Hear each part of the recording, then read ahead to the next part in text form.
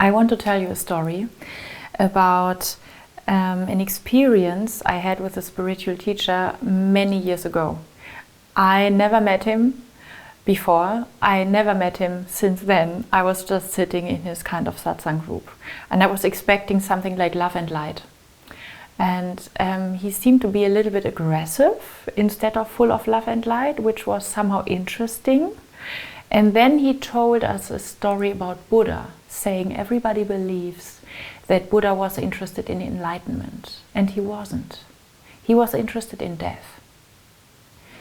I don't know why Buddha was interested in death, but I know that it profoundly moved him.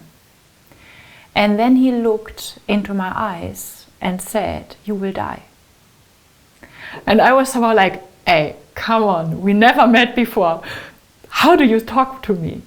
Like, him saying that I will die seemed to be an offense for me.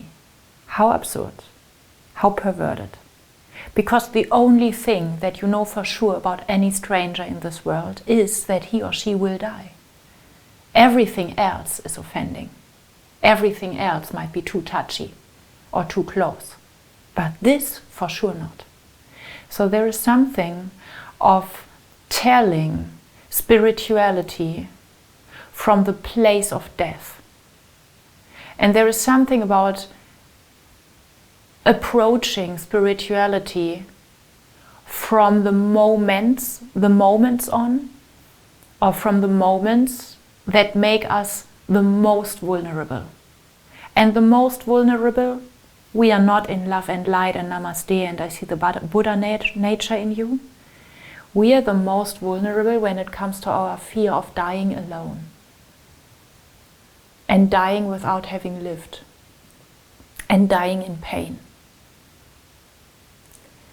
And I somehow tell you this story without this having been initiation in my life, because as I said, I was like randomly there and never met this guy again. And went on living my life, somehow then being in this new age scene in Berlin, and like everything that was somehow glamour and somehow light and etheric was called spiritual. Everything that felt nice was called spiritual. And then I tapped into a phase in my life where I stopped using the word at all. And I know many people who really refuse to use the word spirituality because they say, this is such a lie. Everybody talks about peace and love in a species that is killing each other and oneself faster than any species before. So, what are we talking with? If God exists, where is it? Right here, where we need it, instead of in our privileged scene of love and light and namaste and doing sun salutations. And yeah, me somehow recovering from calling everything spiritual meant I stop using the word spiritual. And this silence might be wise, and I still want to question it another time, because it's also when people who are wounded, when people who are dying, when people who are experiencing the most vulnerable places and moments of a human life, dying alone, having pain, having no solution, being poor, if those people stop talking about spirituality, we leave the field to people who, just in the structural way our society is organized in, are also all of those teachers we want to recover from.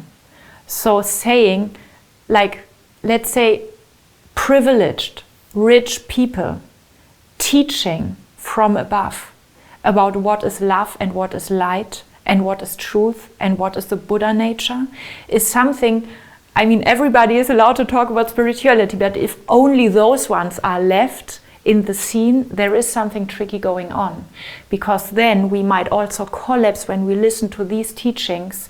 We might collapse to this kind of, these are the typical figures of authority in this culture and upbringing and school system that all of us come from. And I think spiritual teaching should not be mixed up with us wanting to have a better father that we didn't have, or wanting to have another teacher, or wanting to have been taught at school something else that was what was taught to us.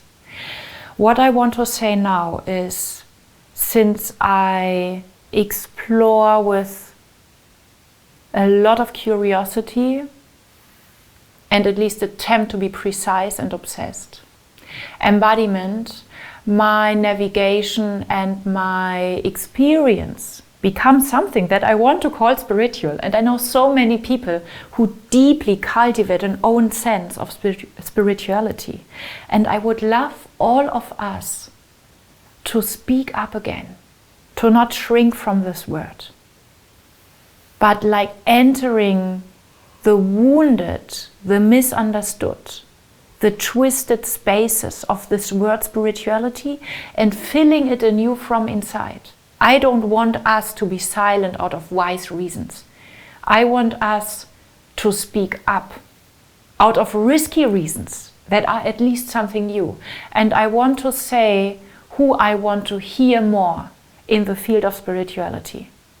Children, women, old people, people who never had the privilege of learning to write or learning at school, people who are deeply traumatized in their upbringing, abused ones, raped ones. I want to listen more to people from other cultures whose skin looks different than my privileged white skin. I want to listen to people who do not have the privilege to get along with language, because there is something deeply spiritual in all of those who say that language is the end of spirituality instead of its beginning. I want to listen to you.